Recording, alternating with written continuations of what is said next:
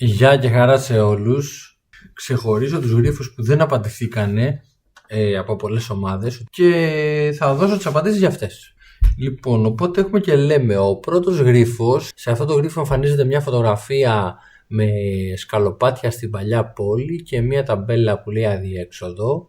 Σε αυτή τη φωτογραφία, αν κάποιος κοιτάξει πάει στο συγκεκριμένο σημείο και κοιτάξει την ταμπέλα που δείχνει αδιέξοδο, θα δει ότι εκεί πέρα γράφει 60 και 100.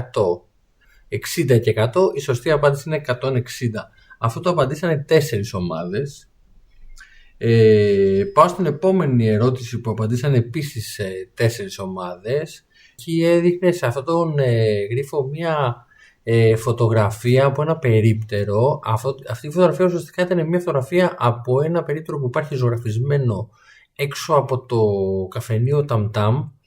Για να φτάσει κάποιος στο καφενείο Ταμτάμ και να σκεφτεί ότι αυτό έχει σχέση, είτε θα έπρεπε να θυμάται ότι κάτι είναι τέτοιο ζωγραφισμένο στον τοίχο του, είτε να κοιτάξει μέσα στη φωτογραφία τη λεπτομέρεια που λέει Philips και ένας συγκεκριμένος κωδικός, ο οποίος είναι ένας δίσκος, αν κάποιος το γκουγκλάρει, που είναι ο δίσκος Ταμτάμ του Κώστα Χατζή, αν θυμάμαι καλά. Οπότε καταλαβαίνω ότι πρέπει να πάει σε αυτό το συγκεκριμένο μαγαζί και να κοιτάξει, ας πούμε, τις εφημερίδες και να δει τη σωστή σειρά.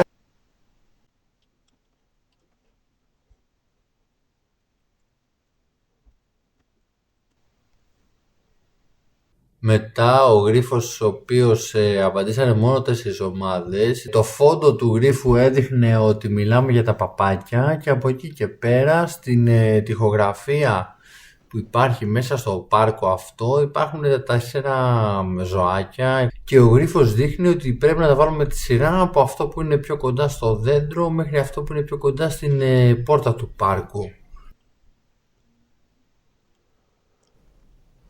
Σιγά σιγά προχωράμε στους γρίφους που πολύ λίγοι βρήκανε. Ο έκτος μπλε γρίφος. Σε αυτό το γρίφο υπήρχε μια κωδική φράση. Αυτό που έπρεπε να κάνουν οι διαγωνιζόμενοι είναι να δουν το κλειδί που έγραφε ακριβώς στη φωτογραφία, το ψ ίσον χ πλην 3. Σήμαινε ότι για κάθε γράμμα που βλέπουμε στη φωτογραφία πρέπει να κατέβουμε 3 γράμματα πριν στην αλφάβητο. Το μήνυμα μην κοιτάζεις προς τα πίσω σήμαινε ουσιαστικά ότι πρέπει να κοιτάξεις μπροστά. Πρέπει να κοιτάξεις στην εφημερίδα εμπρός την αγγελία που μπήκε σήμερα το πρωί. Προφανώς μιλάμε για μια ψεύτικη αγγελία, η οποία όμως δείχνει τον αριθμό του κινητού τηλεφώνου, τον οποίο αν καλέσει κάποιος θα ακούσει την απάντηση του υποτιθέμενου πολιτή αυτού του καθιστικού ότι η τιμή του είναι 82 ευρώ. Στη συνέχεια πάμε στο γρίφο που απαντήσανε μόνο 3 ομάδες. Έχει να κάνει με τον κύριο Παπαγγέλη, ας πούμε, κάποιο είδος ποίηματος και αναρωτιέται τι είναι το φιλί.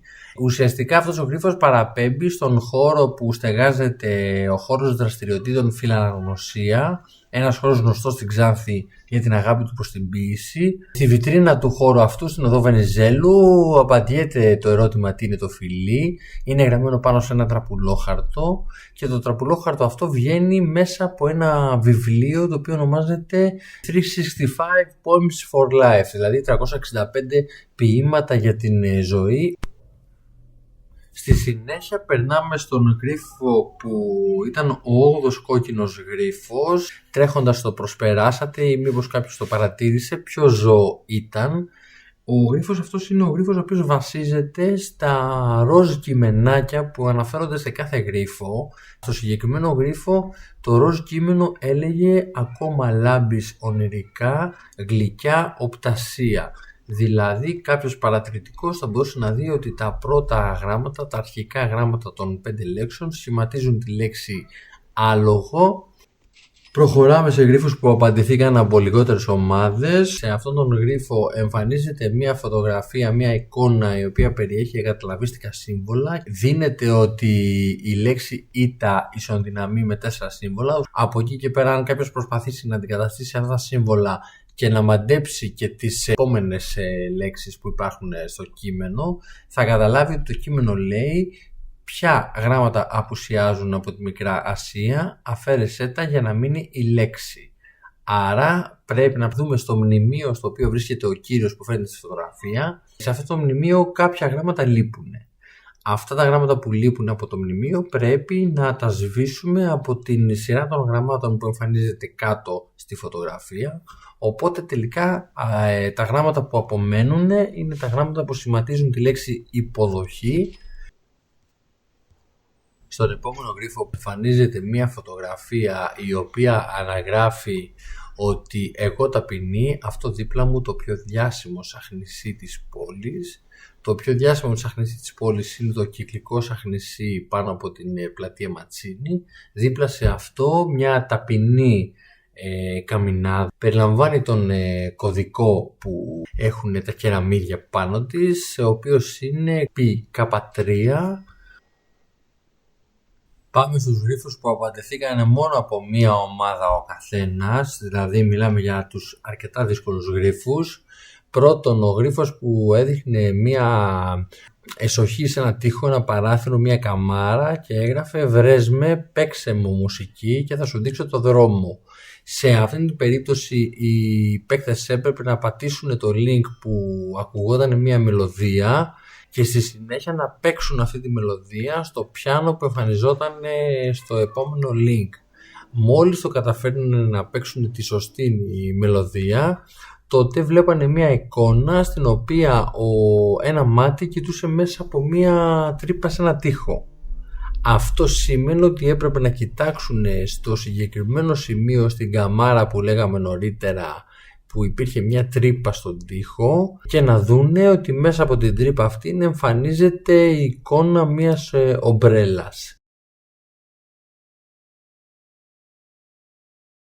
Στον επόμενο γρίφο που μόνο μία κατάφερε ομάδα να απαντήσει, εμφανίζεται μια εικόνα η οποία δείχνει ένα εβραϊκό σύμβολο και γράφει «Οι άνθρωποι δεν είναι αριθμοί, όμως οι άνθρωποι όλοι μαζί έχουν τη σημασία τους».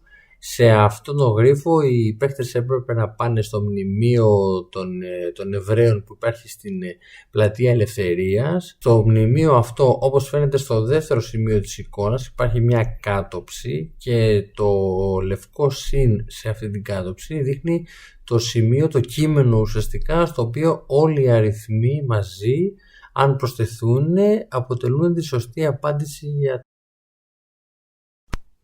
Ο επόμενος γρίφος που δυσκόλεψε αρκετούς, μάλλον επειδή η απάντησή του δεν βρισκόταν στο κέντρο της πόλης, αλλά σε ένα σημείο όχι τόσο κεντρικό, στην οδό, στην πάροδο Μιαούλη. Εκεί ακριβώς υπάρχει μια αγελάδα πάνω στο πεζοδρόμιο, οπότε οι παίκτες θα έπρεπε να κοιτάξουν τον κωδικό που αναγράφεται πάνω στο φωτιστικό, στο LED φωτιστικό που φωτίζει την αγελάδα. Ο τελευταίος γρίφος είναι ο έκτος πράσινος γρίφος, ο οποίος έδειχνε μια εικόνα στην οποία λείπαν συγκεκριμένα χρώματα. Αυτή η εικόνα είναι ένα γκράφιτι το οποίο βρίσκεται στο δεύτερο γυμνάσιο της Ξάνθης. Αν κάποιος συμπληρώσει λοιπόν τα χρώματα αυτά στην εφαρμογή που ανοίγει μόλις πατήσει το σχετικό link, τότε η εφαρμογή του δείχνει ένα βίντεο το οποίο έχει σχέση με το καρναβάλι της Ξάνθης και στο 16ο δευτερόλεπτο εμφανίζεται ένα ζώο που είναι μια καμήλα, οπότε η σωστή απάντηση σε αυτό το γρίφο είναι η λέξη καμήλα.